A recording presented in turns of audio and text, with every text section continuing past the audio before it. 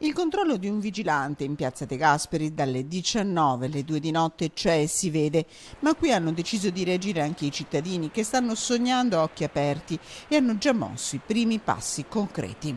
Da Piazza dello Spaccio e del Degrado a Piazza dell'Arte.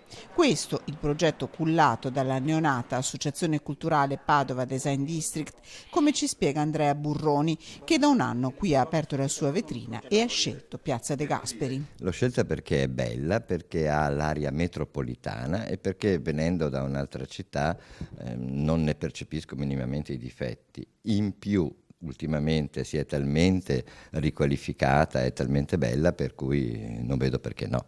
Dal Comune adesso arrivano 860.000 euro per la riqualificazione della piazza, ma un grosso contributo lo daranno i cittadini, 600 le abitazioni, 2.000 i residenti, che si sono riconosciuti comunità, che insieme hanno deciso l'arrivo della vigilanza e che adesso stanno portando avanti un progetto per rendere questa piazza porta d'accesso al centro storico dalla stazione. Il ponte che ci separa da quello che è cosiddetto il vero centro è circondato a sinistra dalla Cappella degli Scrovegni, da Giotto, e a destra da uno straordinario monumento di Libeskind. Quindi noi siamo l'appendice che invita ad andare a visitare queste cose straordinarie.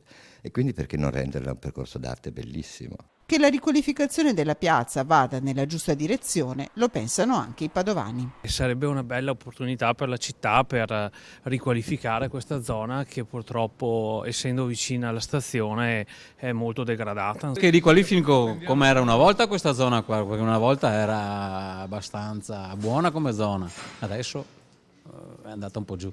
Hanno ragione a fare qualcosa, modificando chissà che sia dei provvedimenti migliori.